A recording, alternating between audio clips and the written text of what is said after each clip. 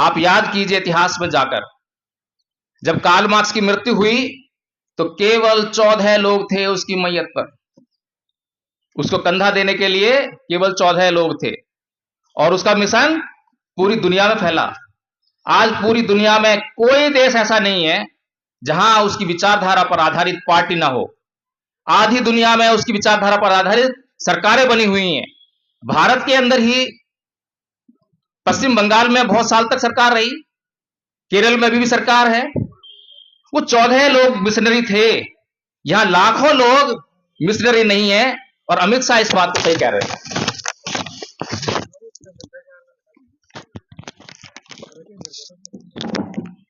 इस मामले में अमित शाह सही है कि आपके लिए अंबेडकर का नाम लेना, जय भीम बोलना फैशन है, लेकिन बात यहीं खत्म नहीं होती, क्योंकि एक बुद्धिजीवी को असली बात भी करनी चाहिए कि आखिर अमित शाह का ऐसा बोलने के पीछे मंशा क्या है। तो पहली बात तो ये कि जो उसका उद्देश्य था कि जैसे ही मैं ये बात बोलूंगा, ये अंबेडकरवादी लोगों में, जय भीम बोलने वाले लोगों में, जय भीम सुनने वाले लोगों में एक आग लग जाएगी। लगी? यही उद्देश्य था, पूरा हो गया। फिर जो लोग अंबेडकर को नहीं भी मानते हैं वो मानने लग जाएंगे। जो अभी अंबेडकर की पूजा नहीं करते हैं वो अंबेडकर की पूजा करने लग जाएंगे। ये उनका उद्देश्य है। उनका उद्देश्य ये नहीं है कि अंबेडकर का नाम लेकर आप लोग जो मिशनरी बन जाएं, क्योंकि मिशन बहुत बड़ी चीज है। मिशन को समझना इतना आसान नहीं है। जैसे कि मैंने कहा कि यहां पर जो लोग बच्चे आए हुए हैं, प्रतिभावान हैं, उनको अपना लक्ष्य बनाना चाहिए, बुद्धिजीवी बनना। और जब इस लक्ष्य को निर्धारित करेंगे तो उस लक्ष्य के पीछे जो वो अपना त्याग करेंगे, समर्पण करेंगे, बलिदान करेंगे, वही मिशन है। समझ में आया मिशन क्या है? तो अंबेडकर क्या है और जय भीम क्या है? अंबेडकर क्या है? अंबेडकर तो अब है नहीं, लेकिन अंबेडकरवाद है। अंबेडकरवाद क्या है? अंबेडकर के विचार हैं, अंबेडकर की विचारधारा है। क्या विचारधारा है? क्या विचारधारा है यह किसी को नहीं मालूम। अंबेडकर का नाम जानते हैं, जय भीम बोलना जानते हैं, नीला पटका डालना जानते हैं, और जय जय जय जय जय भीम के नारे लगाना जानते हैं, लेकिन जय भीम का मिशन क्या है, विचारधारा क्या है, यह किसी को नहीं मालूम है। हो सकता है कि मैं गलत हूं, इसलिए मैं अपनी गलती की जांच करने के लिए आपको एक मौका देता हूं। अगर किसी को मालूम हो कि बाबा साहेब का मिशन, उनकी विचारधारा क्या है, कृपया हैंड रेज कर दें, हाथ खड़ा कर बताएं। किसी को मालूम है? मालूम होगा ऐसी बात नहीं है, चर्चा करते रहते हैं, चर्चा सुनते रहते हैं, लेकिन मैं अपने शब्दों से जांच करना चाहता हूं। क्या मैं जो समझ रहा हूं बाबा साहेब की विचारधारा, बाबा साहेब का मिशन मूवमेंट, क्या आप लोग भी वही समझ रहे हैं या उससे अलग कुछ समझ रहे हैं? तो बाबा साहेब इस समाज के लिए क्या कार्य कर रहे थे? और बाबा साहेब कहते हैं कि एक समाज सुधारक और एक राजनीतिक व्यक्ति में बहुत बड़ा फर्क होता है। क्या फर्क होता है? एक राजनीतिक व्यक्ति आपको मंच के माध्यम से या किसी भी साधन के माध्यम से आपको वही बात बोलता है जो आपको पसंद हो, चाहे उस बात को बोलने से, उस बात को करने से आपका नुकसान ही क्यों ना हो रहा हो। ऐसा होता ही नहीं होता। अभी लक्ष्मण यादव जी को आपने सुना होगा, क्या बोलते हैं? जब सड़कें सुनसान हो जाती हैं तो संसद आवारा हो जाती है। आपको सड़कें सुनसान होना पसंद नहीं है, क्यों? क्योंकि आपको वहां पर उतरकर आंदोलन करने के लिए मिलता है, नारे लगाने के लिए मिलता है, और ये आपको पसंद है। इसीलिए आपको लक्ष्मण यादव की बात तो पसंद आई, लेकिन बाबा साहेब का उद्देश्य समझ में नहीं आया। क्योंकि बाबा साहेब कहते हैं कि जब भी संसद आवारा हो जाए तो हर 5 साल बाद संविधान के माध्यम से आप लोगों को वोट का अधिकार मिला है, उसका आवारापन दूर कर देना। समझ में आई क्या? नहीं समझ में आई? लक्ष्मण यादव की बात समझ में आई, लेकिन बाबा साहेब की बात समझ में नहीं आई। मैंने इसीलिए कहा कि बहुजन समाज का जो बुद्धिजीवी वर्ग है वो वेंटिलेटर पर है। बहुजन समाज की जरूरत क्या है, उसके लिए क्या काम करना है, उस पर फोकस नहीं है। तो इसीलिए जब समाज लक्ष्मण यादव के पीछे जाता है तो यूपी में चुनाव होते हैं, और वहां क्या होता है? लक्ष्मण यादव बोलते हैं कि भाजपा को रोकना है, सबकी यही मंशा है। सारा बहुजन समाज चाहता है कि बीजेपी को रोकें। अब वो कहता है कि अगर बीजेपी को रोकना है तो क्या होगा, बसपा तो रोक नहीं पाएगी, सपा रोक सकती है, तो सपा को वोट कर दो, सारा वोट सपा को। ये राजनीतिक बात कर रहा हूं, लेकिन मैं ये राजनीतिक बात करने के पीछे बसपा को सपोर्ट नहीं कर रहा हूं, किसी राजनीतिक दल को अवहेलना नहीं कर रहा हूं।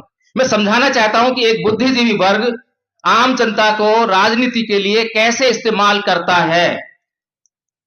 जब ये बहुजन समाज किसी के पीछे चलने का निर्णय कर लेता है, चलना शुरू कर देता है, तो जहां उसका नेता उसको लेकर जाता है वो उसी जगह पर चला जाता है।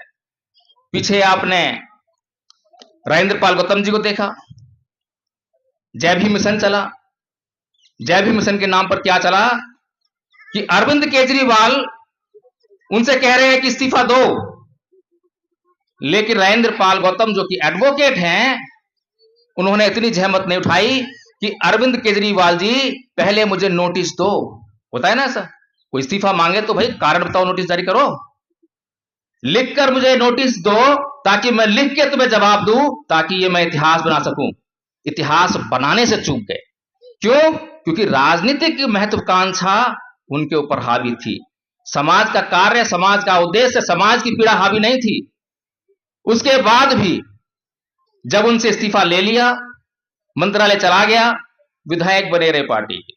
गुजरात में चुनाव हुए, गुजरात में अरविंद केजरीवाल जी कैंपेन कर रहे हैं और क्या बोल रहे हैं कि भारत की करेंसी पर लक्ष्मी गणेश का फोटो आना चाहिए। और ये आदरणीय राजेंद्र पाल गौतम जी जो इस समाज का प्रतिनिधित्व करते हैं और जो ये समाज उनके पीछे चलने का काम करता है, वो ये बात सुनकर चुपचाप बैठे हुए, इस्तीफा नहीं देते हैं पार्टी से, इस्तीफा नहीं देते हैं। इस्तीफा कब देते हैं? जब उनको अंत में लग गया कि अब इस पार्टी से मेरा कोई सरोकार नहीं रहेगा, आगे टिकट भी नहीं मिलने वाला, तो वो इस्तीफा देके फिर दूसरी पार्टी ज्वाइन कर लेते हैं। अब भी समाज सेवा का कोई कार्य करने की उनके अंदर जिद नहीं है कि मैंने इस्तीफा दे दिया, मैं समाज के लिए काम करूंगा, क्योंकि समाज तो मन मस्तिष्क में कहीं है ही नहीं।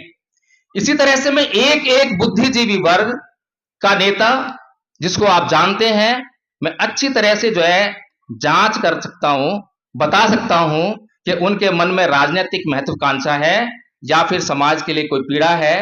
क्योंकि जिसके भीतर समाज के लिए पीड़ा होगी, वो मंच से कहीं से भी वो समाज के लिए जो जरूरी बातें हैं वो करेगा, चाहे लोग उसे पसंद करें या ना करें।